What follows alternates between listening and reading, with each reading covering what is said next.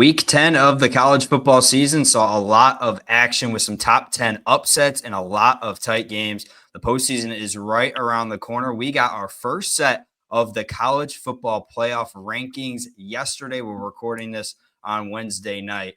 The selection committee gave us a lot of insight on their thoughts of how teams have performed so far. We're going to give our thoughts on our top 25 and how our bracket would look, as well as our reactions to those first set of rankings. We got the boys back together. Josh Bartosik, Justin Chevalola, Dylan Price. I am Thomas English. Gentlemen, how are we doing today? Who's going to go first? Oh, wow. There we go. I'm good. Josh, how are you, man? Wow. What a great start. I'm doing fantastic. Justin? Thomas, how are you? I'm doing great. I'm doing great. College basketball and college football are both going, my two favorite sports, so it's always a good day when those two are in action. Penn State a nail biter early in the season. Don't get me started. I don't think Dylan said how he has been this morning or this afternoon, evening, whatever we are. Wow. Good Lord. I said good, and then I asked Josh how Josh is doing. Oh, yeah, okay. We did like a Brady Bunch style thing. Yeah. Sorry, we're all doing good. I think we're all a little tired. With a lot going on in our lives this past week or so. So let's get right into it. Recap of week 10 of the college football season, which was a surprisingly good one, I think. There was a lot of underrated matchups that ended up being a lot of fun. Navy did not beat North Texas with another big win to try to improve to that group of 5 spot in the college football playoff. Texas Tech did beat Kansas State, although that one was a little closer than anticipated. USC did beat Nebraska. Nebraska got some news that Dylan Raiola is now out for the year. Virginia with a nice win over Cal. That one was tight early, and Virginia came out on top. Georgia with a big win over Florida. That one was close again. Florida just seems to play everyone close at home. Maybe the biggest stunner of the week, Miami with a loss to SMU. We all predict that one wrong. This is an SMU team that had some high expectations after last year, and well, they got a big win against Miami. Ohio State, not looking good in the first half, but they came out hot in the second half and beat Penn State. Oklahoma got a nice win over Tennessee. That was a real barn burner. And the Sooners maybe making a push for the playoff. Texas, with Arch Manning playing, got a nice win over Vanderbilt. That was an interesting matchup, and that will definitely shake up the rankings that we'll talk about in a bit. And Utah beat Cincinnati in that Big 12 showdown. So that was an important one for the Big 12, as well as that one becomes sort of a 2-team race. So that is your Week 10 recap. Josh, we'll start with you for your quick headline of the week. Yeah, the ACC is doing the same thing that the Pac-12 did before they disbanded, which is basically beat each other up and to the point that nobody actually makes the playoff or never. It's different now because you're guaranteed to make the playoff, but they're putting themselves in a position to really be considered the worst of the Power 4 conferences left. This happens every single year. Georgia Tech losing on the road to a bad NC State team. Virginia nearly every week losing. Clemson to Florida State struggling year in, year out. There's nobody in the ACC. Even last year when SMU was playing well, there wasn't exactly anybody that was like, oh, this is a team that I think can really, compete for the playoff. And a lot of these teams are not going to make the playoff. ACC, it seems like year in, year out, they're going to become just a one bid team to the point where you're going to lose a lot of your teams and your colleges that go there or that play in that conference because they want to go to a conference that's going to get them more money and get them more TV viewership. So I think at the top, the leadership is better in the ACC than it was in the Pac-12. But in terms of making revenue and trying to find a way to compete in this college football playoff, this new era, the ACC is falling behind in a drastically big way. Justin? Yeah, I mean, simply put, I guess we're still so used to the old system still a little bit that we don't allow teams to really rebound from a tough start. I mean, I think you guys more than me have been tough on Notre Dame for a while. Notre Dame is, college football rankings came out last night, 10th best team in the country by their standards. The AP has them pretty high as well. Texas is starting to rebound as much as, you don't like to see it. These guys are young. They're 18 to 22 years old. Arch Manning has rebounded significantly on his own, while Texas as a team has also rebounded. Alabama has come back big after their week 1 loss to Florida State. And I think in a sense, it's good for college football, but it also kind of stinks. I don't want to see a 3-loss team in the playoffs, and there's a good chance with the way this season is trending, a 3-loss team could sneak in, and at some point over the next few years, there's a chance for a 4 or 5-loss team to sneak in. No matter how much we don't want to hear that, that's just the truth. So I think we have to still adjust to these new, the new system, and realize that some teams start off bad, and they need to get their feet back under them. And I think that's what we've seen over the last few weeks. And of course, maybe the 2 losses from Notre Dame bite them at the end because they get a third. Maybe the 2 losses from Texas bite them because they get a third. Whatever the case is, that can still happen.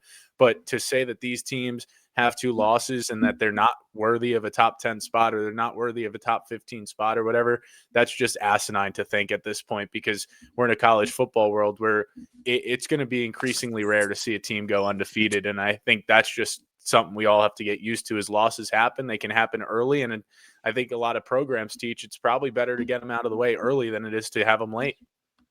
Dylan? I think I want to tap us on the back slightly, and really give a pat on the back to the AP poll, because I think things were starting to come into focus for a couple weeks in a row. We kind of said that things were, needed to shake out a little bit, had a couple conclusive games, and then we would get to a point with our rankings and the AP poll that we kind of felt like we knew who the top 25 best teams in the country were. Maybe 20 through 25 would continue to fluctuate, but we had a good understanding who those top 25 teams were. And the college football playoff rankings came out last night, and everything got muddied in the waters again. And I think there's a lot to sort out with it. And I think we're in this, especially with these first 2 rounds of rankings, rather. I think we're kind of at the point that we are in what I would call inflation season, where we're seeing the teams that are bigger draws, like Notre Dame.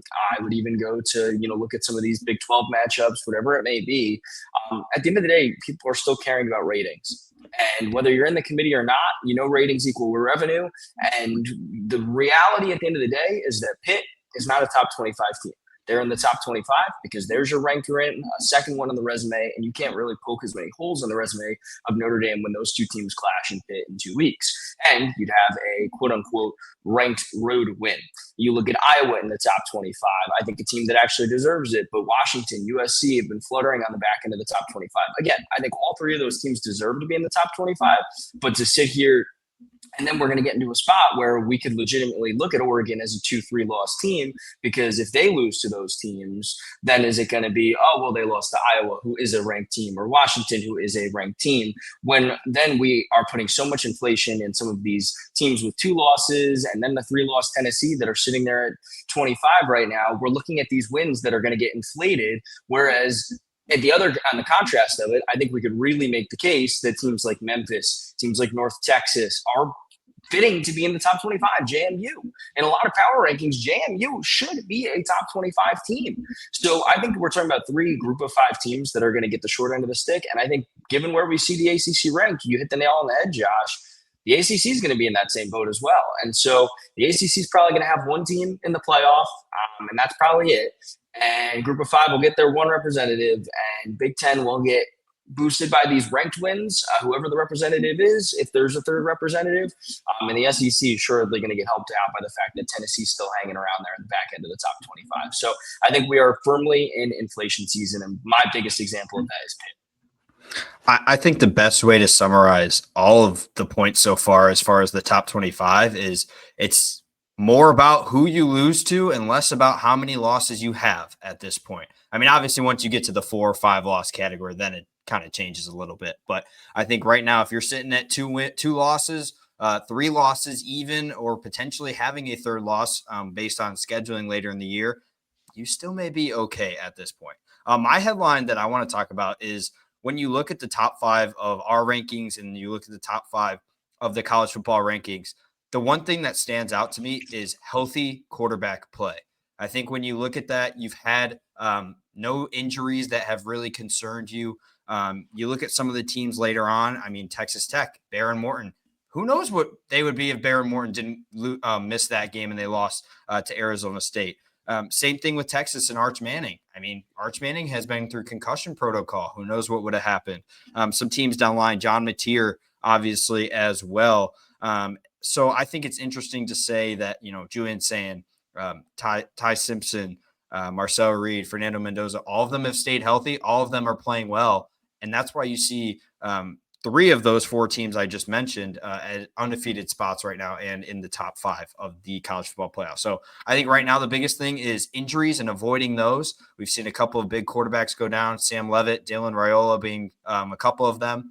It's coming to that time of the year where you might see some injuries that are going to affect the college football playoff. I know we saw it last year going in with a lot of players. So that is going to be something to watch out for. But let's get into it. As we mentioned, the college football rankings are out. We started to talk about it. One thing that I want to start right off the bat before we get into our top 25 poll, because I want to talk about that first before we start with our reactions, that college football playoff.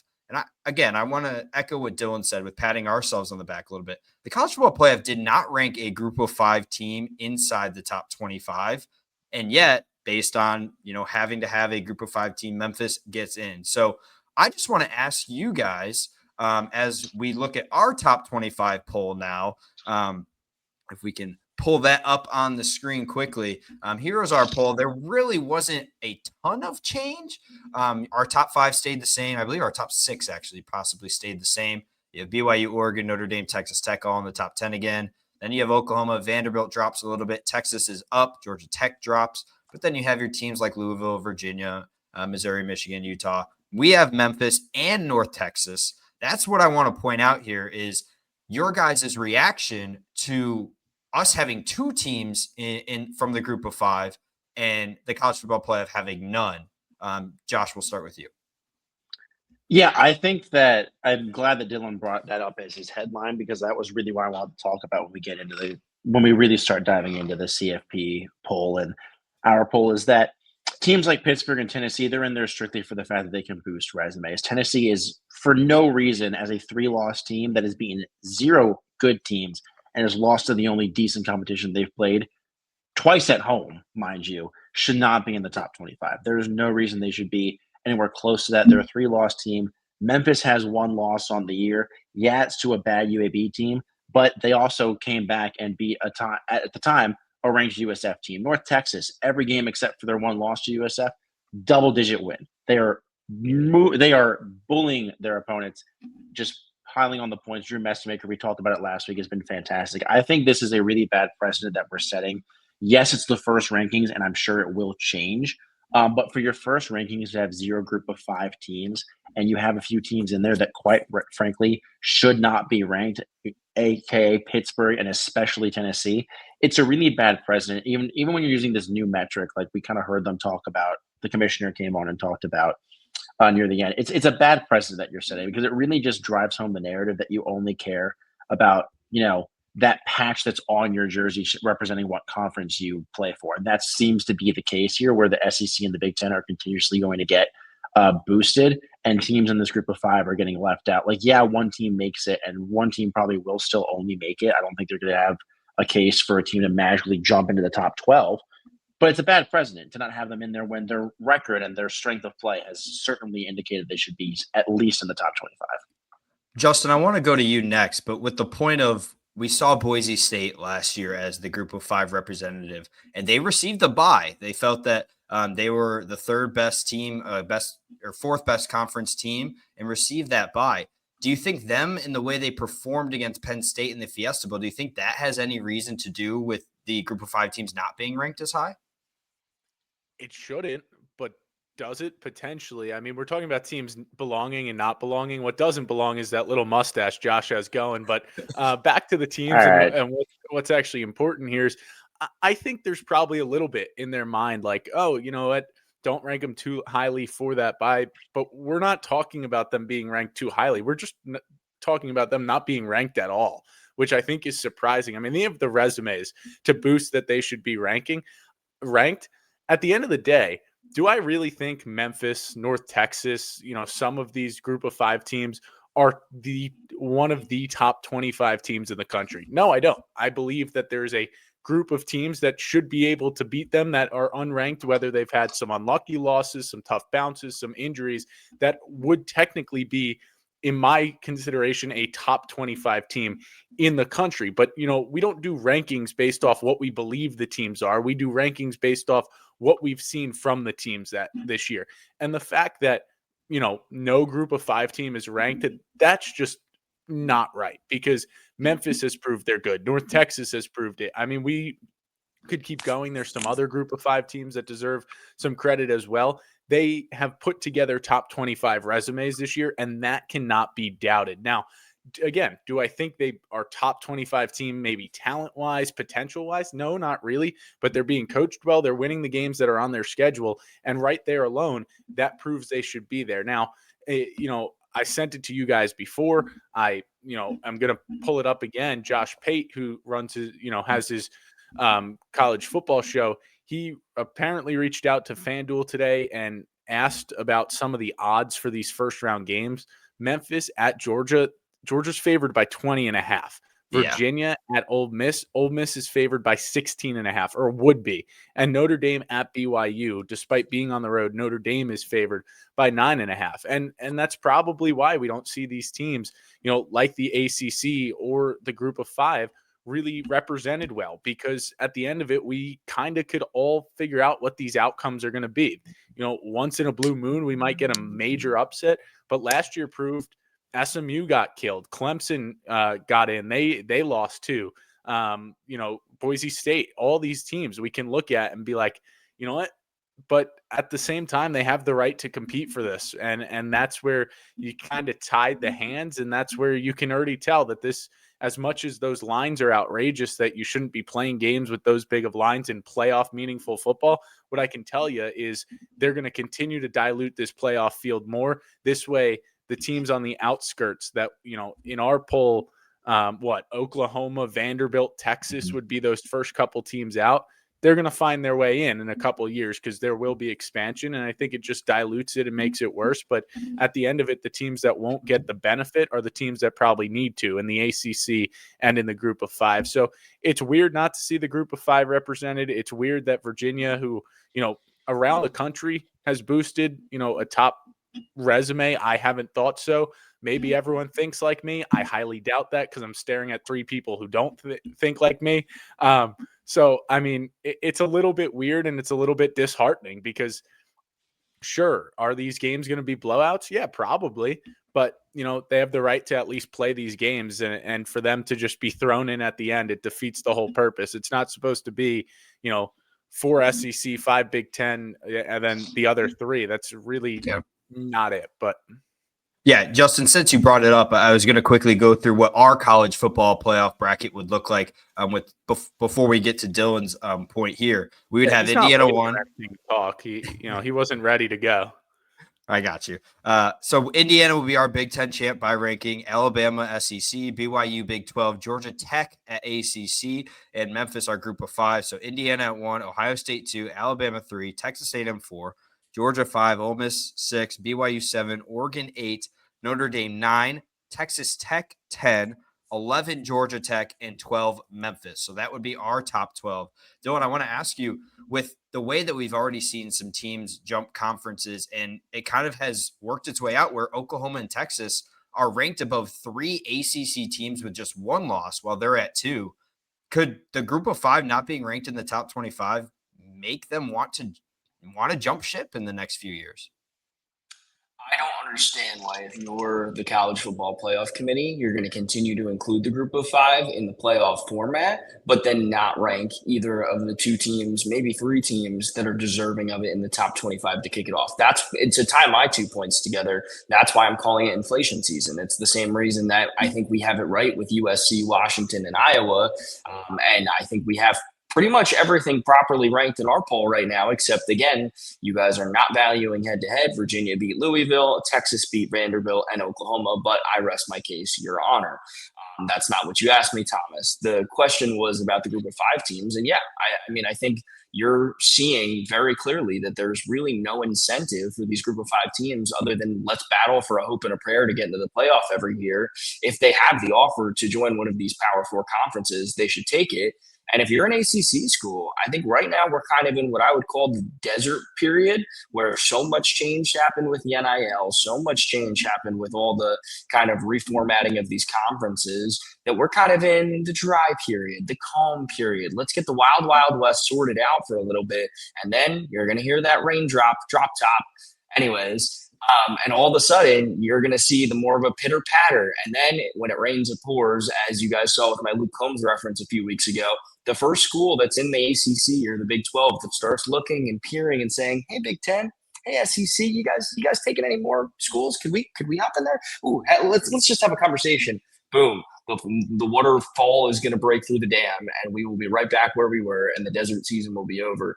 And so I think you're right. I mean, there's really not as much of an incentive for a lot of these ACC teams that are being poorly rated this year. However, I do want to give the playoff committee credit, and I do want to give us credit.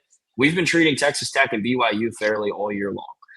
We've been treating a lot of these teams really fairly, and I'm glad to see the College Football Playoff Committee is doing the same thing.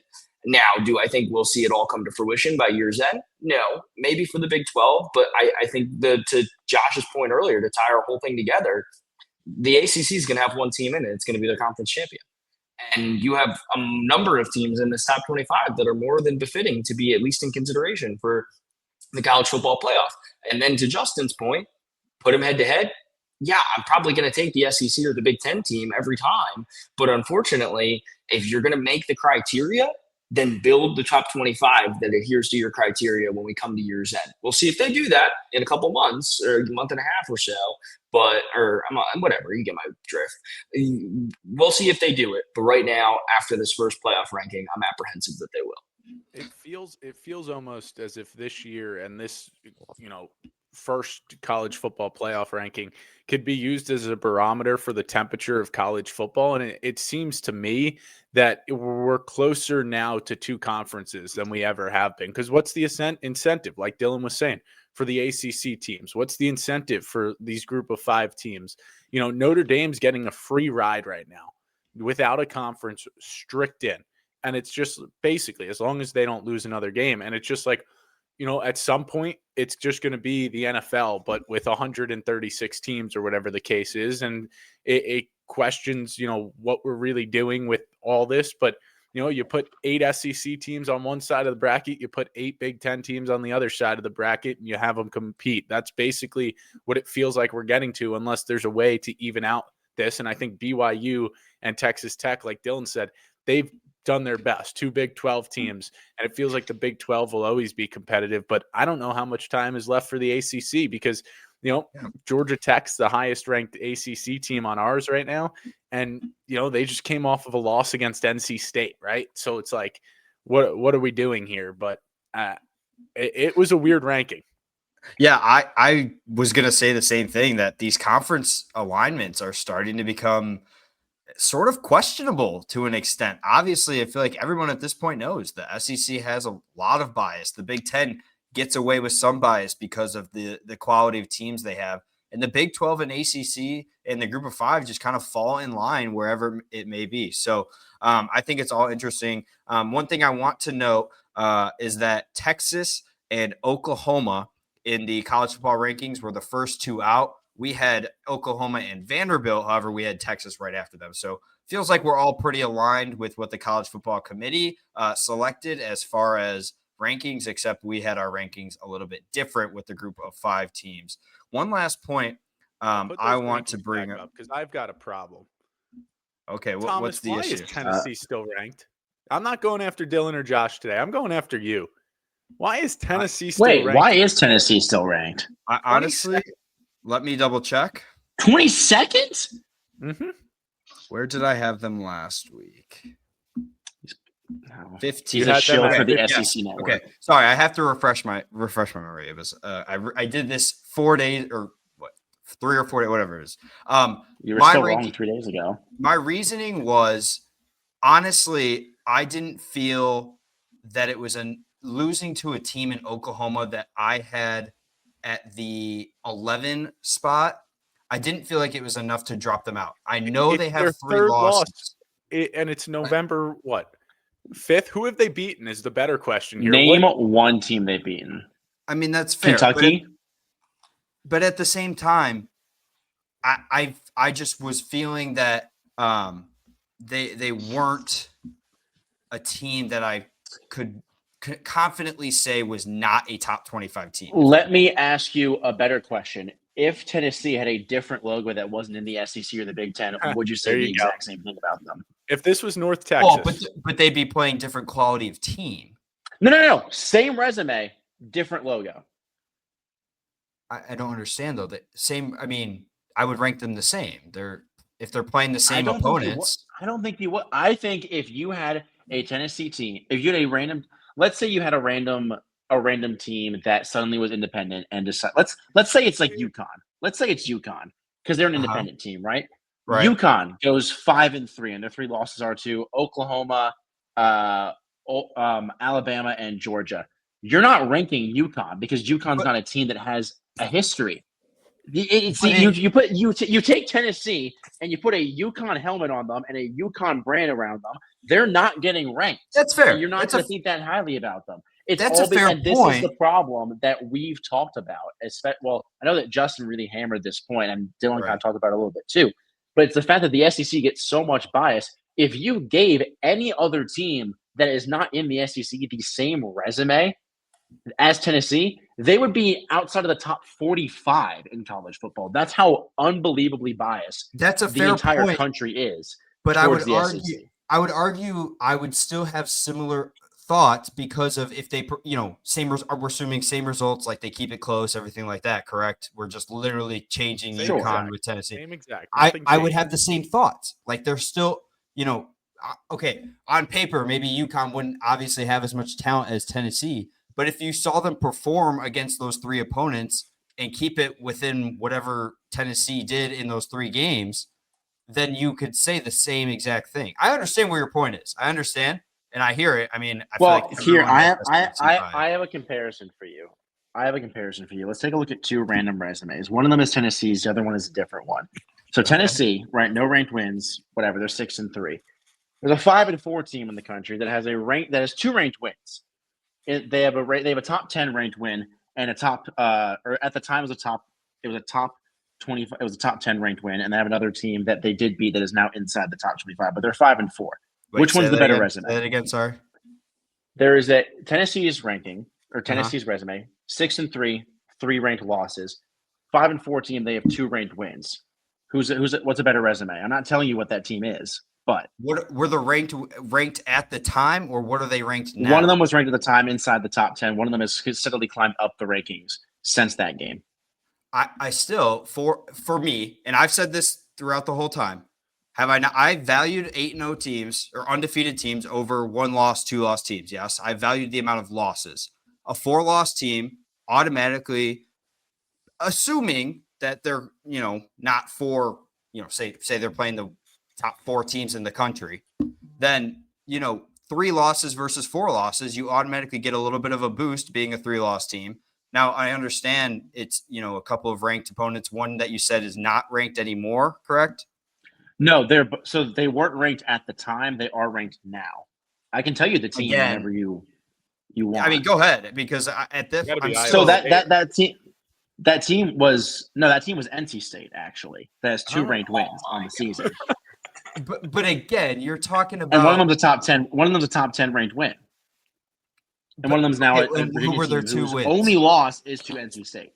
Who were NC State's ranked wins? Georgia Tech and Virginia. And again, who are Tennessee's ranked? And again, did we not just talk about ranked Tennessee win? But did we not just talk about the fact that Virginia has not looked as good as we thought, and Georgia Tech has now you get on me? Now you get on the train. I am nodding my head. But I was nodding my head by Tennessee's resume. And again, I said the same point already. But Iowa State's another team. I would say Iowa State is a better resume than Tennessee. They've looked better than Tennessee. What about SMU? SMU upset win over Miami. Their first win against a top 10 team at home in over 30 years, by the way. Now, I don't agree with them being ranked in Dylan's poll, but that being said, I think I appreciate their ranking more than I appreciate the Tennessee ranking because I almost had SMU ranked, and then I said I will not put I think even at this point has buddy, that's not SMU. That's a JMU Dukes. Did I read it wrong? That's a J. I almost ranked. But SMU was in my top 25, and then I pulled them out. So I'll go with you. To sum it all up, I wanted to note my JMU would be my 26 team. I couldn't put that on. To sum it all up, and this is the easiest way to put it: you give an SEC team like Tennessee any other logo that is not a Big Ten logo or an SEC logo, and they're not ranked. And that is the problem that I think we all can inherently agree is the flaw in the college football system. I agree. I think we all admit there is a huge SEC bias simply because the SEC undoubtedly is the best conference in football. More, man. Yeah, I mean it's the best conference in football, and the ranked wins. I mean, I'm looking at I'll give Georgia. They took them to overtime. Like that is a tough loss. But I mean, in hockey, they also had a 3-score lead at one point in that game. I mean, you could point that out in multiple games across the country with some of these top teams. I mean, Ohio State was leading. Win. Ohio State was leading Penn State by 3 in the first half. Are we looking at them like, oh man, they suck? Yeah, but I said that Tennessee had a 3-score lead. I understand, against Georgia and then lost. But here's the thing: is that but the difference there is that Ohio State was up by 3 and then pulled away. Tennessee was up by 21 and choked, just like they did against Oklahoma. Number 5 team in the country. All right. We're not really going anywhere. It doesn't matter. I'm going to let our fan poll decide real quick because I have it now. Only three viewers happen to vote, so I'm going to ask the rest of you next week. We didn't do a good job getting it out there this week, but we will next week. So I'm going to read it off. Indiana is the number 1 team, just like ours. How about Texas A&M going as the number 2 team? This is already fraudulent. Yeah. Ohio State bias. Ohio State, Alabama, Ole Miss round out the top 5. Georgia, Oregon, BYU, Texas Tech, and Oklahoma are 6 through 10. Louisville, Texas, Georgia Tech, Notre Dame, Virginia is 11 through 15. Wow. Vanderbilt, Miami, Utah, Missouri, USC is 15 through 20. And then to round it out, it's Memphis, Michigan. Tennessee did get in. Cincinnati somehow. And Iowa, with Washington, SMU, North Texas, and Pitt being the other 4 teams that received votes in our fan poll this week. The first ever. I told you couldn't vote in the fan poll, man. I didn't vote. The fan poll also did not appreciate the head-to-head matchup by having Ole Miss ahead of Georgia. Yeah, I mean, honestly, I think our top 25, like our joint top 25, is pretty good in my opinion. I like that we have 2 top group of 5 teams in there because I think it's how it should be. Oh wow! But at the end of the day, we are not the committee. But I do think with our top 25 in our bracket would have much better matchups than the college football ranking brackets in the way they had. Although we do have some similar ones, I think ours would be better. All right, let's get into our picks for this week. Our recap from last week. Josh and I got our locks correct. Dylan and Justin did not. And I got the long shot correct with Mississippi State. So our numbers for the week, Dylan goes 6 for 10, 5 points. I went 5 for 10, 6 points. Justin, the big winner, with 8 for 10 for 7 points. Josh went 6 for 10, 6 points. And Mr. Grant Sheets, a big whopping donut. What hands on the head, Justin? I'm just looking at the total points for the year, and this is a shocking development from Mr. Last Place last year. Well, Mr. Last Place, who halfway through the year decided he wanted to get last place. I mean, sometimes you just got to go with stop putting Halloween decorations on my screen. Speaking of the point totals, yes. Well, Grant and Josh are behind. Wait, Grant's behind. I'm behind by 2 points. You make it sound like I'm. Grant's at 32. He kind of looks like the skeleton on our screen. He's dead in those rankings. Yeah. Josh is at 47, and the 3 of us are at 49 points on the year. It is anyone's game, and really the records are tight too. I'm at 54 and 26. Justin is at 51 and 29. Dylan is at 48 and 32. Josh at 45 and 35, and Grant at 34. How am I only 2 points behind? Oh, because I get my locks right every week. I'm smart. Yeah, pretty much. Your locks have saved you. But with that, we'll get into I would be in the lead if Georgia Tech didn't decide to just jump ship this week and get crushed by NC State. This was a week with the ACC where they had Such all an the anti-social momentum media. for them to have some teams inside the top 10 of the rankings, possibly multiple inside the top 15. And they really did not want to win those games. I mean, Miami and Georgia Tech, That's I an think, ACC thing. inevitably would have been in the top 10 if they had won this week from the college football playoff. I feel like they would have had to have been. But I'll digress. And we'll get into our first matchup this week. I'm not going to lie. For anyone listening, this week is very weak. Which The means college it's going football to be one playoff of the best weeks rankings. of the season. Yeah, the Yep. college football playoff rankings did save it a little bit with some of their rankings, but overall, it is a week of something that, we were struggling to even pick the games that we wanted to pick on this. So our first matchup is going to be Iowa State, who is 5-4, on the road to play TCU, who is 6-2. The Cyclones started 5-0. They've lost 4 straight, but TCU's offense has been really good. They've scored 35 points in 5 games this season. Josh, who do you like? Yeah, I know I did kind of make like a slight case for Iowa State like a few minutes ago about their record. And it's tough because I really like this Matt Campbell led team. They're just so banged up. And you're on a 4-game skid. I don't think it changes anytime soon. The season's a wash. Get ready for next year. TCU will win. I think they can keep it close. This is still a very good Iowa State defense, but they are banged up beyond belief. And I just don't believe that they can find a way to pull this one out. I'll take the Horned Frogs. Justin? Yeah, it's going to be a tough test for this Iowa State defense that struggled a couple weeks ago against a big offense in BYU, allowing 41 points. Josh Hoover, the Horned Frogs offenses look great, but the simple matter of fact is go look at Iowa State's Big 12 opponents this year compared to the Big 12 opponents that TCU has faced. At some point, this has to right the ship, even out. I've got Iowa State. Rocco Becht has a big game. He struggled a little bit, but like Josh said, everyone's been banged up, but he's a great quarterback. Something's got to give eventually, and I think this is the week that Iowa State finds its tracks again. Dylan? I was just sitting here thinking about how far we've all come in our lives since TCU put a beating on Chapel Bill out there. Certainly things have shifted since then, but Josh Hoover is still looking pretty sharp for the most part. And, this is a TCU team that I still think is capable of finishing out the season as one of the better middle of the pack Big 12 teams in a stacked Big 12 year.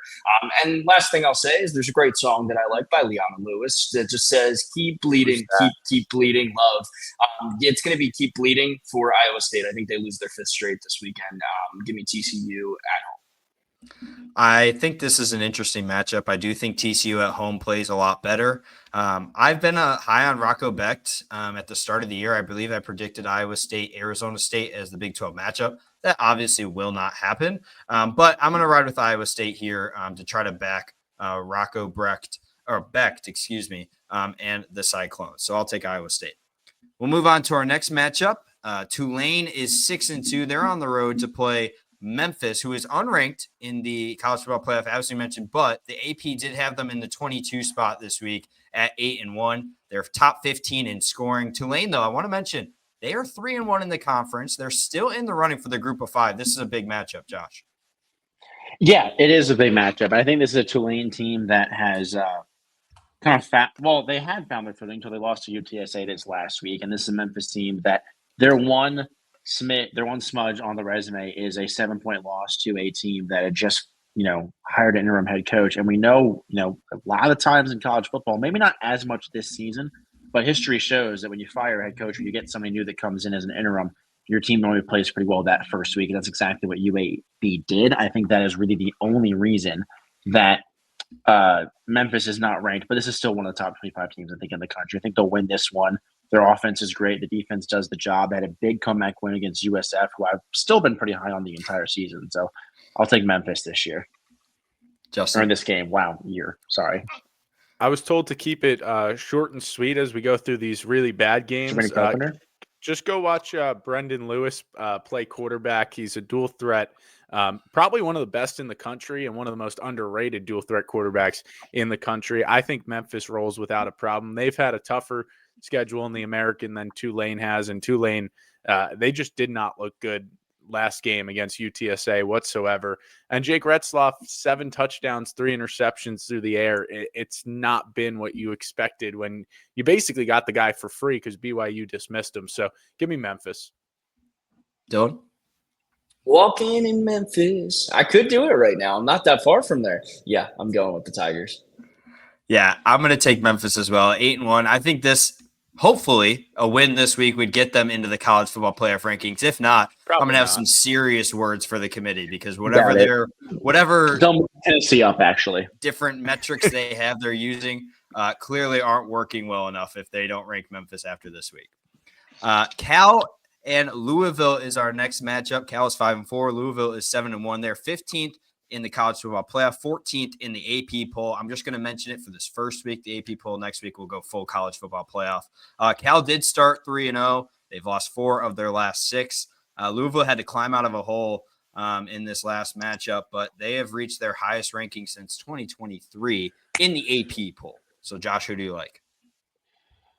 I keep picking Cal to make a big upset, and they keep letting me down. So I have officially off the Cal/woke train. I don't necessarily think Louisville is a top 15 team in the country. Again, we talk a lot about the ACC, but this would be the week that Cal finally does it, but just to spite me, so I'm going to go with the Cardinals.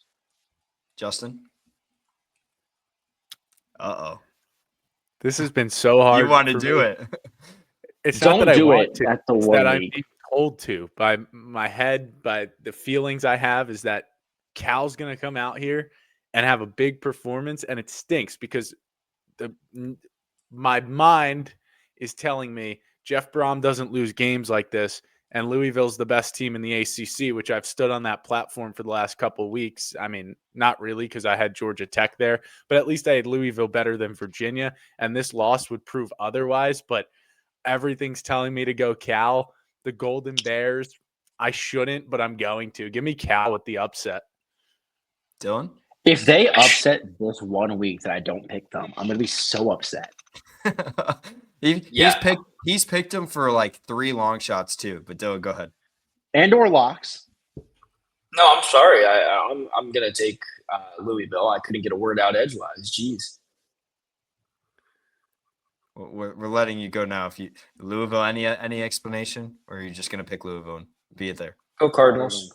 Okay. I thought about Cal as well, Justin, just because of the way they performed against Virginia last week, but I'm going to stick with Louisville. I want to see an interesting ACC race at the end of this year. So I'm rooting for those top teams in the ACC to continue winning so that we can have some different representation in the college football playoff rankings. So I'll take Louisville. We'll go to the Big Ten next. Northwestern is 5-3. They're on the road to play USC, who is 6-2. USC is 19 in the college football playoff, 20th in the AP. They are the highest producing offense in the country. But Northwestern, they have a decent squad. They have not beaten USC in program history, though. They're 0-5, with the last matchup being in the 1995 Rose Bowl. Josh, who do you like? This USC offense is awesome. This Northwestern offense stinks. That is my point. Go Trojans. Justin? USC doesn't have to travel across multiple time zones. This USC team, what you said, 5-0 in the history of this meeting. Yep. History tends to repeat itself, make it 6-0. Easy win for Lincoln Riley and company. Dylan? High octane offense against a pretty solid Northwestern defense, which is the part that scares me. But again, Justin said it, not having to travel through multiple time zones. And I'll also add in the fact that USC's defense, led by Dan Tomlin, has been a lot better this year holistically. So I'm going to go with the Trojans. I'm going to go with the Trojans as well. I'd like to see a Big Ten team in addition to Oregon, Oregon, Indiana, and Ohio State get into the college football playoff race. I think that would be good for the conference. So give me you.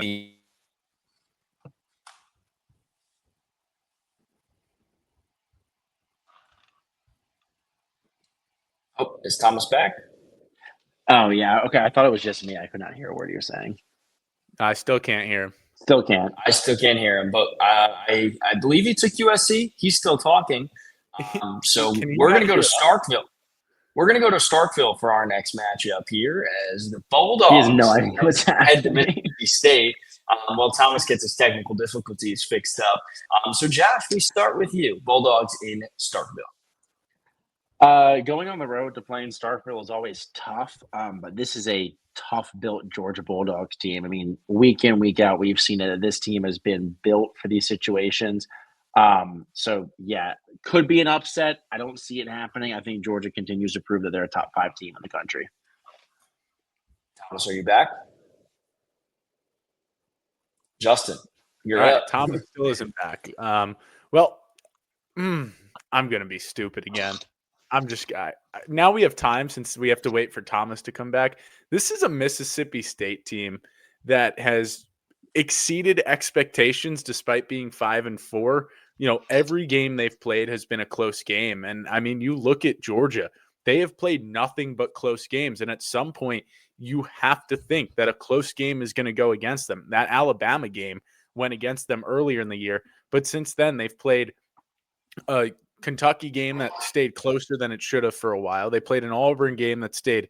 Auburn was in the lead, I believe, at halftime. They barely won that game. They played an Ole Miss team that blew a late lead, and they played Florida, who, let's be real, I don't know how you overturn that call on the field from the angles we were being given. But at the end of the day, This is a Mississippi State team that I fully believe in. I believe that Jeff Lebby and company have something going and, can make an impact here in the SEC. It's one of those programs to put stock in for years to come. But for that to happen, they've got to get a signature win. And I full out believe that Mississippi State gets their signature win against the Georgia Bulldogs in the matchup of the Bulldogs.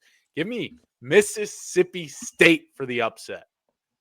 Wow, that's a big upset. Can you guys hear me now? Are we good? Yes, we can. Okay. Yeah, I don't know what happened there. A little technical difficulties, but I do like that pick. Dylan, who do you like? I like it, Justin. I may even say I respect it, but I'm not going to ride with you in this regard. You don't got to have it?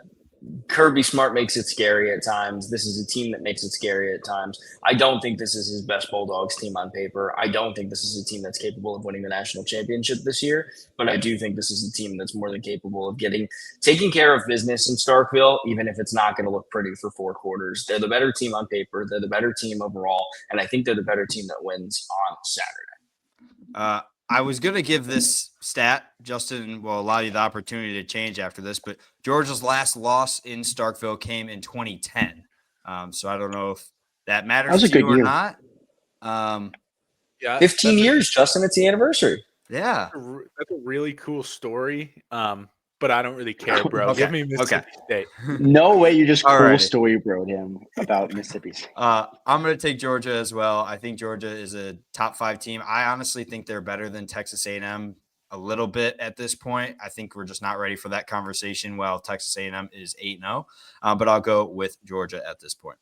We'll move on to another SEC matchup. LSU is 5-3. They're on the road to play Alabama, who is number 4 in both the AP and the college football playoff rankings. Alabama is 7-1. This is the first game since the firing of Brian Kelly, and this is the first Saturday in November game. Alabama has won the last 2 meetings, but we know what happens when head coaches get fired and the teams play in the next game. Josh, are you going with LSU? Yeah, that's what happens unless you're, Penn State or few other teams that have fired some coaches this year. It doesn't really happen this year. We've seen is that just because you fire your head coach, you don't magically become a good football Can team. someone flash back to 5 minutes ago when he said Memphis lost to UAB because it was UAB in the first game? That was the one time. That's literally the one time. That's the one. They were fired the head coach by the storybook story for a little while. Yes, and it wasn't because of their head coach. It's because of everyone thinks their head coach is the offensive coordinator, or vice versa. Regardless, I think if this game was in Death Valley, I think I actually would have been leaning a lot more towards LSU because of the fact that I think this is actually one of the few times that we've seen a coach get fired and seen a lot of players come out and be, happy about that being the case. And I think Dylan kind of harped on this when the firing happened, that Brian Kelly was not a very liked man entering Death Valley. He's a less liked man coming out of Death Valley. I don't know if he even finds a job next year, quite frankly. And I think that does give LSU a little bit of bark coming into this game, but no bite. I think Alabama's got the upper hand in this one and will win at home, especially. You talked about jobs. There's a job open. Justin, you like this this opening at LSU? I do now. I did not. If we had recorded on Sunday, I would have said it was Right. the fourth job open because they didn't have an AD or a president. Well, now they have both, so it's not all on the governor's shoulders. So I think this LSU job is arguably the best that might come open for a couple of years, I guess, since Saban retired and that job at Alabama opened. I don't think we'll see another one like this open for a couple more years. So, LSU is going to be, going for someone big, whether it's, Lane Kiffin or whoever it is. They can't mess it up is also the simple fact here because, you can't have this program sink further than it has given its prestige in college football. That being said, it's already a sinking ship for this season, right?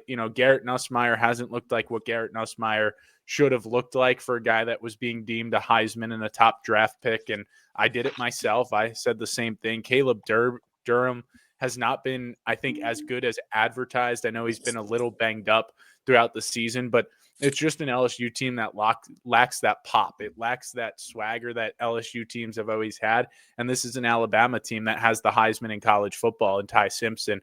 Get out of here with this Fernando Mendoza crap as he always just boosts his numbers late in games. Give me Ty Simpson here. Give me Alabama to move to 6-0 in conference play. And at this point, you don't even think of Alabama as a team with a loss to Florida State to open the season. You think about them as arguably, one of the few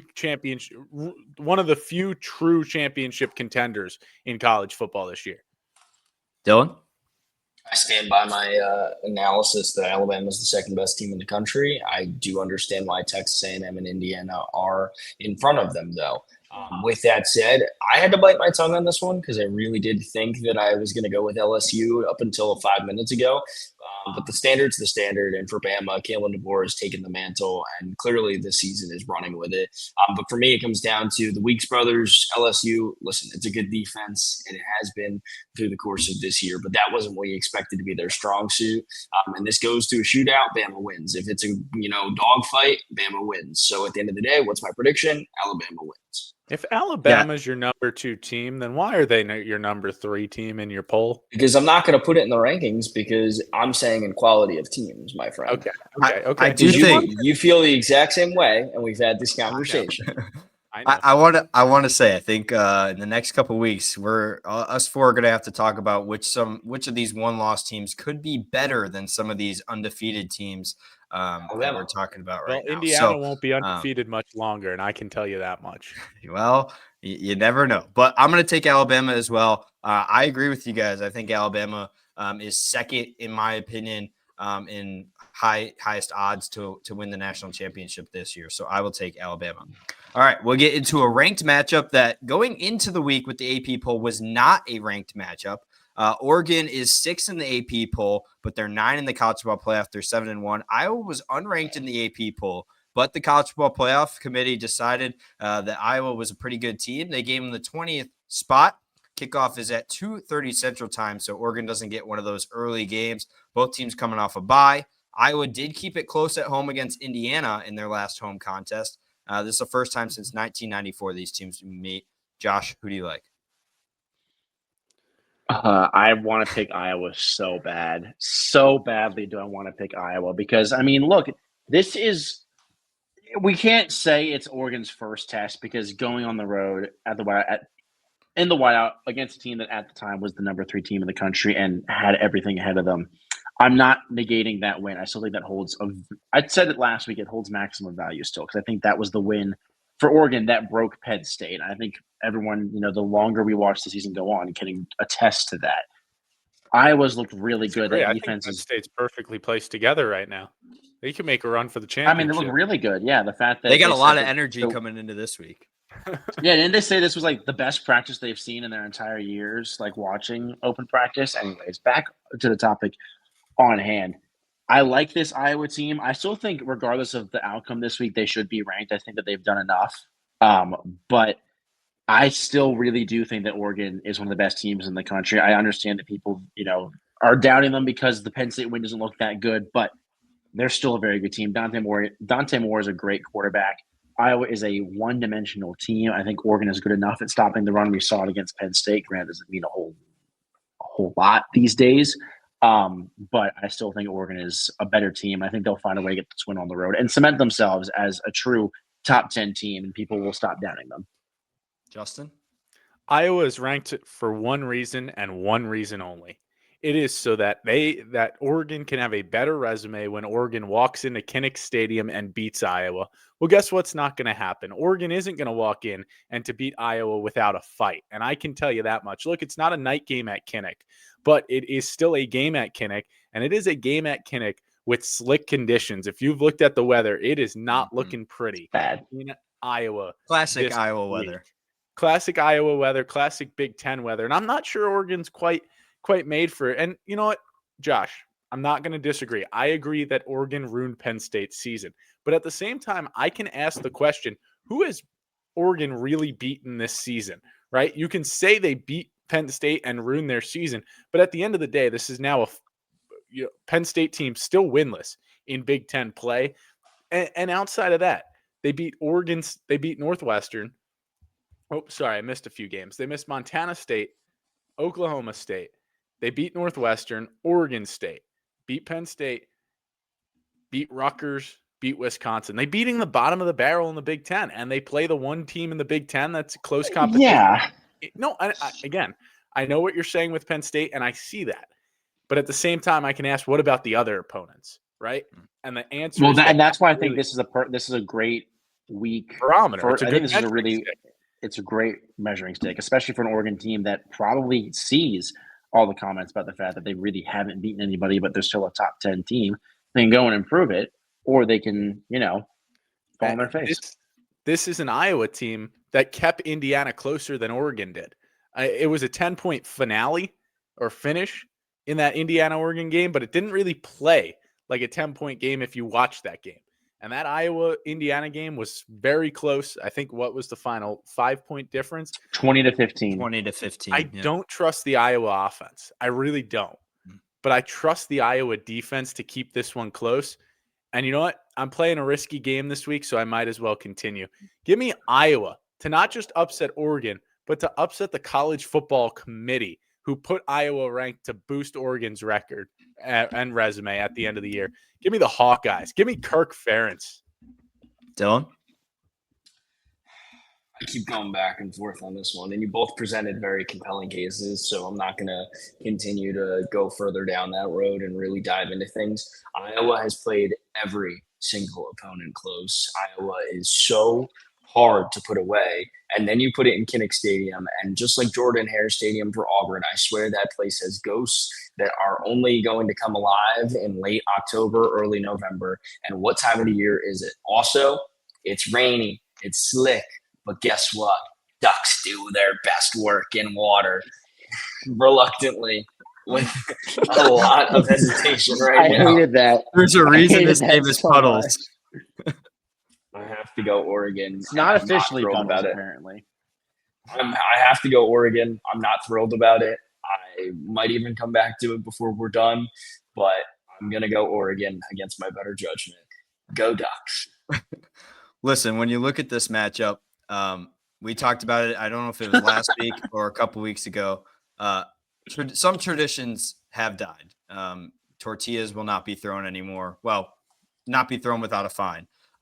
But one tradition that I think is fantastic and will stay is that wave to the Children's Hospital in Kinnick Stadium. And I also think Iowa's going to wave Oregon goodbye once they knock them off and upset the Ducks. So I think Iowa just in Kinnick Stadium. So give me the Iowa Hawkeyes. Every time I feel good about a pick, Thomas then joins me, and it's like I don't like now. Well, to be fair, he always has to go last as the host. I can lead things off if you want me to. I have Iowa written on my sheet. I'll leave it, but I'm not liking you right now. Apologies. My apologies. We'll move on to the next. Hey, you know what? Take it half a point. Why not? Navy is 7-1 after a loss a couple weeks ago, I guess now. Or no, last week. Lead this one off. Lead this one off. Lead this one off? Okay. Yep. This is number 10 Notre Dame. I believe they were number 10 in both polls at 6-2. Mm-hmm. Notre Dame's won the last 7 meetings. Navy lost a game to North Texas that was big for the group of 5. This is a rivalry that dates back to 1927. I think Justin was the one who said it earlier. History often repeats itself. I like Notre Dame. Give me Notre Dame. Josh? Yeah, so remember, I believe it was last year that I think you just brought up the point about Iowa being ranked to boost Oregon's resume. I'm very proud of the college football committee for choosing to not rank Navy like they did last year to boost Notre Dame's resume. And again, Notre Dame proved to still be one of the top 2 teams in college football last year, but it was a little bit absurd that the week that those two played, they decided to rank Navy top 25 so that Notre Dame would have a win after they had lost to a bad opponent early on in the season in NIU. But regardless, it doesn't really matter. Notre Dame is playing like a top 10 team in college football right now. I have gone back on my word in saying that they shouldn't have been anywhere close to it after their opening 2 losses. That win against USC was very good in my opinion, and they're just going to steamroll. Jeremiah Love is looking like the best running back in the country. He's fully healthy. And CJ Carr is a very underrated quarterback. Nobody talks about him as much as they should, so I'm going to take the Fighting Irish. I'm going to go to Dylan next. We'll let Justin finish this one. I love Navy. I love our armed forces, contrary to what propaganda has been put out by you gentlemen over the past couple weeks. And I truly do love this game. I love this rivalry. And it's going to really be a sucky one to watch, though, on Saturday night. I will be watching it. Notre Dame's probably going to put belt to you-know-what. And I'll say this because let's have some fun here. I'll go as far to say you guys can clip this. Maybe we can even make a bet if it doesn't come to fruition, although I'm 0 for 1 already against a sitting New York State Assemblywoman. But Notre Dame, congratulations on making your 2nd consecutive playoff. Notre Dame, congratulations on probably making it back to the Final Four. And I'll say that right now. I don't want to lock the second part of that in, but I think we all feel pretty good about the first part at this point. It would take a miracle, unfortunately. Again, love our armed forces. It's not coming this weekend. Notre Dame by, I don't know what the line's at right now, but Notre Dame. Hey, miracles have happened on the ice. Maybe a miracle could happen on the field. You never know. That's a lot different. That was also if that doesn't happen, Dylan, I think we should put you through like a Rudy style walk-on football player type workout. I like that. I like that. Like 3 a day too. Like wake up at 5 a.m. You got a lift, then you get on another one. Maybe some team meetings where we tell you how to be better at College Football 26, the video game or something, and then back out to the field, and then maybe back out at like 10, something like that. Maybe in the meantime, we'll get you to watch the movie again, just so it's a little sweeter, I guess. Anyway, he loves that movie. I wanted Thomas to go first because I thought he was going to choose Navy for whatever reason, trying to make up for his lack of success last week when picking Navy against North Texas. They burned me. But you know what? I'll say it. I was always high on Notre Dame, even when they lost their, first 2. And I was right. And honestly, I've been right more times than I've been wrong this year. And that's the simple matter of fact here on this podcast. And he has one good year. Notre Dame wins. They win, honestly, kind of easy. The triple option is outdated. Except I do like it. Yeah, it's fun to watch. I think it's a fun rivalry. I think the triple option is fun to watch. It's fun to play with in College Football 26. We still have 2 more games. Oh my god! Yeah, play with, not to eat. Here's our 2 ranked matchups. Number 3, Texas A&M, 8-0. Actually, we have 3 this week because Oregon, Iowa. But nice try, buddy. Our 2 more ranked matchups. We have 2 more games. Wow. Do you have history on this game, or can I go first and just get this out of the way? I have very quick history if you want it, or you can just make your pick. Give it to us. No Bo Prabula, if you didn't know. Matt Zoller's making his first start. Tigers are the best in the SEC in rushing, but A&M has not been 9-0 since 1956. Feels like 56 then. Zollers is going to have a great debut in his first start. I think he's going to look really good against an A&M defense that I think will get exploited, and they're certainly going to get exploited further down the road. But this is a good opportunity for Marcel Reed to continue to coin his star, continue to strengthen his potential Heisman campaign, and do it well on the road and get another top 25 win under A&M and Elko's belt. Give me A&M. It's pretty simple. It feels, again, like 56. Josh? Yeah, a lot of people kind of seem to try and compare Marcel Reed to like a Lamar Jackson type in the sense of like, glorified running back. But people forget that Lamar Jackson was a fantastic quarterback in college, and that's exactly what Marcel Reed has been as well. I agree with your point, Dylan, about the fact that Matt Zoller is going to have a fantastic start. I think he's a better quarterback than Bo Perillo. I think at times when he came in against Vanderbilt, we saw that already, and he had never really, stepped onto a college football field to play in an organized game that actually mattered. So regardless of that, I still think that Texas A&M has proven a lot of doubters wrong this year. I think they're going to continue to do that this week. I think Zollers does great, but Marcel Reed is a sneaky pick, like what you said, Dylan, about him being a Heisman candidate. So I'll go with the Aggies on this one. Justin? Yeah, my take on this game is I'm going to say something completely unrelated to this game. Matt Zollers was a Penn State commit that flipped to Missouri late.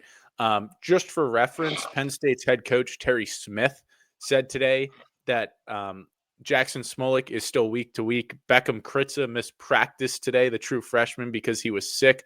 Liam Clifford, yes, was taking snaps at quarterback. Sean and the Clifford? other option is Jack Lambert. So Penn State could really use probably Matt Zollers right now. Anyway, He'd be completely starting besides the point, probably, it's not going to help Missouri. This Texas A&M team is too good. They moved to 9-0. That's really all I have to say. If Bo Perillo didn't get injured last week, I think I would take Wouldn't have Missouri in changed this a one. single thing. Wouldn't have changed a single thing with the way It this wouldn't Texas change anything for me, honestly. played. For me, I think I think Missouri would have kept it a lot closer than they will. But I'm going to take the Aggies simply because Bo is not playing. Hopefully, Missouri gets the rushing game going. That's how they're going to be able to get the upset. But give me Texas A&M. Let's move to the Big 12, a top 10 matchup this week. BYU is number 7 in the country. Texas Tech is number 8. BYU is 8-0, one of 4 teams remaining undefeated. Texas Tech is 8-1. College game days in town for this one. Second time ever. Last time was 2008, where Texas Tech did beat Texas. Shout out to Mike Leach. He was the coach at the time, and he is a BYU graduate, if you didn't know. So a little bit of history there. All of Texas Tech's wins have come by 23 or more this season. They're very balanced, 3rd in scoring offense, 5th in scoring defense. BYU does lead the Big 12 standings. And as I mentioned, they're one of 4 undefeated teams, but they have never won on College game day. Josh, who do you like? I love that this is a matchup. I really like when the Big 12 has teams that are, in the top 10. I do still think that there's a high probability that both of these teams finish in the top 12, and I think you could make a case that they could both make it in the college football playoff. In terms of what we were talking about earlier, I'd love to see that. I said it last week that I still think Texas Tech has the best offense in the country, and they continue to prove me right week in, week out. They're averaging over 43 points a game. Like you mentioned, they've won every single one of their games by at least 20 points, and it really hasn't been close besides the Utah game until they pulled away at the end. Doesn't matter if Barrett Warren's healthy or not because they still keep finding ways to win besides that one time against Arizona State with 45 seconds Be left. careful now because Will Hammond, their backup, is out for the season. So they're on the QB3 if Baron Morton isn't healthy, but it looks like he's going to be. He's going to be healthy. And okay, maybe if they got the court QB3, I wouldn't have as much faith in them. But I'm still very, very high on this Texas Tech team. And I think they're going to find a way to win this week. I do like BYU as well, but I just like Texas Tech. I think the fact that they can put up 50 points a week and win is awesome. I love fun offenses. So go Red Raiders. We're going to go to Justin, and then I'll go because Dylan's got a smile on his face, and I feel like we should save that for the end. Unless also, Justin, you want me to go. That college game day game, was that Michael Crabtree game? I actually believe it was. I think. Shout out Michael Crabtree. Great college receiver. I was going to go last and make it theatrical, but I'll let Dylan since he's got a smile on his face. So I'll just go. I made a conscious effort a couple of weeks ago to remind myself that I kept picking against BYU. This goes back to last year when we were still in school. I would always pick against BYU, and BYU would always win. That's telling me to pick BYU here. Everything else is telling me to pick Texas Tech because this is a Texas Tech offense that, like Josh said, been one of the best, if not the best, in the nation against a mediocre, probably good, more so good than mediocre BYU defense. This is also a decent Texas Tech defense going up against a decent BYU offense. It doesn't move the needle there. This is Texas Tech at home. They spent $85 million or whatever that number was in the portal. They've lost a game to Arizona State, but if you kind of look at BYU's opponents, they haven't outside of Utah, really played the cream of the crop in the Big 12. So it's really this whole back and forth for me. Do I pick what my conventional wisdom is, which is Texas Tech, or do I do what I told myself, to do, which was always pick BYU? The simple matter of fact here is that I'm going to pick neither of those. I'm going to pick a tie. No, I'm just kidding. I am going to pick what I want to happen for the sake of the college football playoff and hope it comes to fruition. Texas Tech cannot afford another loss. BYU can. These two teams can still meet up in the Big 12 championship. At that point, if they're both still kind of hanging around, you can't take a team out of the top 10 or playoff position for losing the conference championship game, or else it negates conference championship games. We've had this argument whatsoever. I am picking what I want to happen. I am picking as I am going to be a fan of Texas Tech on Saturday. Give me the Red Raiders. I think this is a very good matchup, and I agree with Justin. I think it kind of goes both ways. You can make so many different points for each team. BYU has looked so good, and they have a freshman quarterback. Like, it's unreal to see what BYU has been doing. Texas Tech, the story with all their transfers and the way that they've handled themselves has been very interesting to see. I'll tell you what, when we picked Texas Tech against Arizona State, I believe we all picked them, and I was kicking myself because I've been high on Arizona State, and I didn't pick them the 1 week that they get an upset win. I did the same thing with BYU. I've been riding them all this year. I picked them, I believe, against Utah, and that ended up being a good pick. But I feel like at this point, if I don't pick BYU to lose, when they do lose, it's going to bite me. So I'm going to pick Texas Tech. And like Justin said, I want multiple Big 12 teams in the college football playoff. So I'm going to pick Texas Tech with similar thoughts to Justin as let's get this shaken up a little bit. And you know what? I'm interested to see who's the last undefeated team in the country. So Dylan, I will leave it up to you. You got 3 Texas Tech fans on the board. Are you going with BYU? There was a moment earlier in this college football season where I called the co-host of this podcast, Justin Chevalella, and said, I got to be honest with you, my friend. I haven't watched a lot of Texas Tech football, and I had been missing out on the magic that was brewing in Lubbock.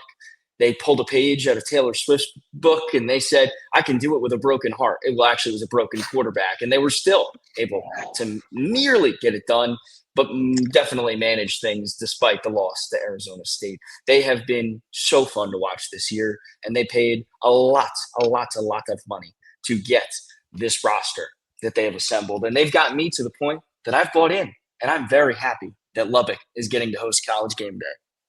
That's right. I got a tortilla. Is that a corn tortilla? My friends. Hey, make sure it doesn't leave your hands. It's fine if it does. Then, my friends, I see things come to fruition, and I see you guys leave me on an island, and I see this guy who doesn't look like your typical quarterback. He doesn't act like your typical quarterback, and he doesn't wear the same number as your typical quarterback. Yes, I'm talking about the man, the myth, the Bear Bachmeier.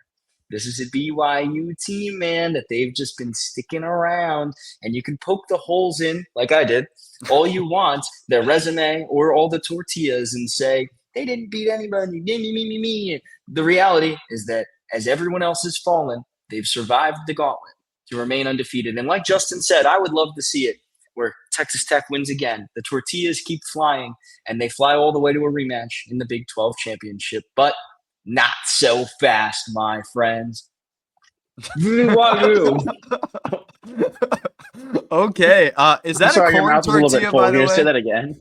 Is that a corn tortilla? And about the corn tortilla versus the flour tortilla here. I'm about to go grab a flour tortilla from my kitchen and have a competition here. I mean, who can eat a tortilla faster, Dylan or I? I don't really want to know the answer to that question. I'm going to be honest. That's an it's a never week thing, actually. Never. Dylan is riding with BYU, basically saying, forget the tortillas. And wow, that is a big pick. That's going to be a game to watch this week. Let's get into our locks and long shots. Josh, we'll start with you with our locks. Into our locks and or long shots, please? We could. Yeah, can we do that, actually? The tortilla is not half bad. Tortillas by themselves are a top 5 underrated food, but nobody wants to have that conversation. It's a good shout. No, they're not. Shout. That is a good shout. Josh, who's your lock? Yeah, my lock this week is going to be Washington because they're at 11.5, so they're just, right in that range. But this Wisconsin team is so terrible. They and Penn State are in the conversation for worst Big Ten team this year. And I think Wisconsin wins it still somehow by a landslide. They have no offense. Washington will continue to win and find a way to stay in the top 25. So that is my pick. Justin? I hate them, as in I haven't respected their resume this year. And I also have the team that I have applauded for being better than them, despite a common or a head-to-head matchup. That this team that I'm going to pick as my lock to they won it, but I have the other team ranked higher. It's Louisville and Virginia. I have Louisville losing this week. I have Virginia winning this week. -6.5 against Wake Forest. Wake Forest has had some fun this year. They've caused some chaos in the ACC, but I just can't see it happening again this week. And Virginia stays undefeated for now in conference play. Dylan? Guess who's back? Back again. Give me my lock this week. They've been hanging around. They're still 6-2, and they play at 8:30 p.m. Central Time against a team without a coach. Hey, welcome to the Central Time, by the way. A ship without a captain. Give me UNLV. I'm back on the train, baby. Is this the same guy who said he was giving up and made a public announcement on last week's episode about UNLV? Yes. I'm back. All right. Well, UNLV. Had a moment of weakness. What's the line on that game? I'm back. The line is 4.5. UNLV is favored. Got it. All righty. For mine, I'm going to stick in the SEC. Vanderbilt took a tough loss to Texas. I think they bounced back at home against Auburn. They're -6.5. So give me Vanderbilt. Josh, who is your long shot? Oh, after a drink of water. Sorry, you said my magic code word. I had to drink for a second. Your hydration word. Yes, I do love to stay hydrated. You know what's funny is that you picked UVA as your lock, Justin, and I'm gonna pick them. I'm gonna pick against them as my long shot. I don't know. I don't really like this Wake Forest team, but I also don't like Virginia, and they have really barely won a lot of their ACC games. So I'm gonna go with Wake Forest as my long shot. So one of us will be right this week. Dylan, just get it out of the way. I know Dylan's long shot. You might as well take it too. Go ahead, Dylan. I had Wake Forest, but I'm actually going to change it up since Josh already took it. Can I get my long shot? No, I'm going to change it. All right, well, Thomas, you go. So since Josh went against Justin, I'll pick Colorado State +4.5 against UNLV. We all play against each other this week, actually. Hey, I'm going to be honest. I didn't know Dylan was going to go UNLV, and I had Colorado State on my sheet, so I'll take Colorado State and kind of go with that trend. Justin, we'll go to you next. For Wake Forest, too. Josh, who was your – no, I can't pick Wisconsin. Do you want to pick Wisconsin to beat Washington to be my guest, buddy? Now, I could go Auburn against Vanderbilt here just for the fun of it. But I actually also thought about that. There is one Power 4 team left, in my opinion, that is in disgrace mode. As in, we're talking a team with high expectations coming into the year, a long tenured head coach or decently tenured and thought about head coach that's just failed expectations. And I think things are probably getting tougher than imagined. That is Clemson and Dabo Swinney. They've been a disaster. They lost at home to Duke last week. I almost picked Duke last week, and I said, no, I think that's Clemson's week. Well, Clemson's at home again. They're playing Florida State. Give me Florida State coming off of a big win over, I believe it was Wake Forest, if I'm not mistaken. Was it? Yes, I believe so. Yes, a 42-7 win over Wake Forest last week. Give me them to beat Clemson. I think it's a 2.5-point line or whatever. It's all I know is Florida State's the underdog. So give me Florida State. How about a Florida State Clemson matchup that coming into the year would have thought had been possibly a top 15, top 10 matchup? That's definitely interesting. Dylan? We are wasting our long shot this week. I'm going to go with Penn State. I was going to go with Wake Forest, but we've had this kind of unspoken thing that we weren't going to reuse the same ones, and Josh didn't look at the sheet this week and consult it before making his selection, and I guess he's Wake Forest country anyways. What was that team you coached for broadcasted for the Wake Forest Funkos or something Roll like that. Fungo, baby! I'll go Penn State. A hope and a prayer that all Sig doesn't do is win this week. Dylan's going with Well- the big fish here. I don't know. That one looks pretty small. For the Penn State's in trouble. It looks more than adequate. Hey, the energy is high on this podcast. We're not sure if Looks we stole adequate. it from the Penn State Didn't start practice that way.